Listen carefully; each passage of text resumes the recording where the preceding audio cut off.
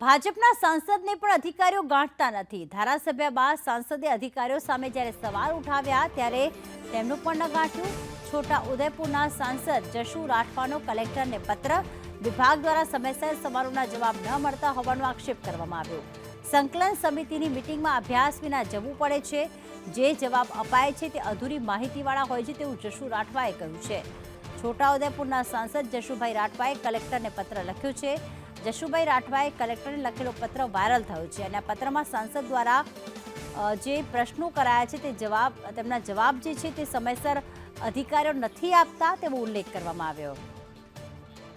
ત્યારે જશુભાઈ રાઠવા જે સાંસદ છે તે મારી સાથે ફોન લાઈન પર જોડાઈ ગયા છે। જશુભાઈ નમસ્કાર, સ્વાગત છે આપનું સંદેશ ન્યૂઝમાં।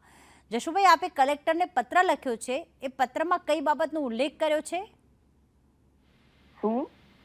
જે પત્ર લખ્યો છે આપે કલેક્ટરને, જેમાં કહ્યું છે કે સવાલના જવાબ તમને સમયસર નથી મળતા, તે શું ઉલ્લેખ કરવામાં આવ્યો છે?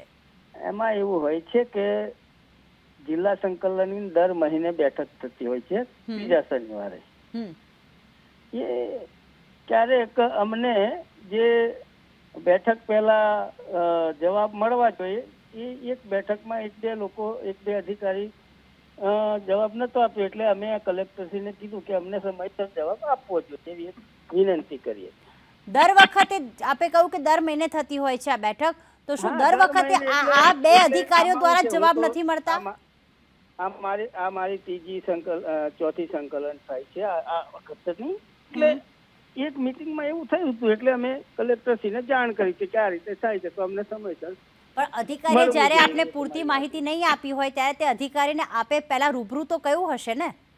આમાં શું છે, અમે તો લેખિતમાં જાણ કરતા હોઈએ છીએ કે અમને આ પ્રકારની માહિતી જોઈએ છે અને એ પછી કદાચ આગળ ના આપે તો એ બેઠકમાં તો આપતા જ હોય છે। એટલે એ વાત સાબિત થાય છે કે જનતા જ્યારે અધિકારી પાસે કોઈ કામ અર્થે જાય તો એનું તો કામ થતા નથી, પણ સાંસદ પોતે જ્યારે જવાબ માંગે છે ત્યારે પણ અધિકારીઓ તમને ગાંઠતા નથી, એ વાત અહીંયા સાબિત થાય છે। જશુભાઈ, એ તો હવે અધિકારીના સમયે અમને પ્રશ્નનો જવાબ આપે જ છે, એટલે કોઈ સવાલ કયા બે અધિકારી જવાબ નથી આપતા? તો હવે અમારે દેખવું પડે, લિસ્ટ આખું દેખવું પડે। નહીં, આપે પત્રમાં એમના નામનો ઉલ્લેખ તો કર્યો હશે ને? ના, પત્રનો નામનો ઉલ્લેખ નથી કર્યો। જી, આભાર જશુભાઈ સંદેશ ન્યૂઝ સાથે વાત કરવા બદલ। તો એક વખત જે દર મહિને સમિતિની બેઠક મળતી હોય છે, સંકલન સમિતિની બેઠક, એમાં કેટલાક અધિકારીઓ જવાબ નથી આપતા। આવા સાબિત કરે છે કે જો સાંસદનું કામ ન થતું હોય તો પછી આ અધિકારીઓ જનતાનું કામ શું કરશે?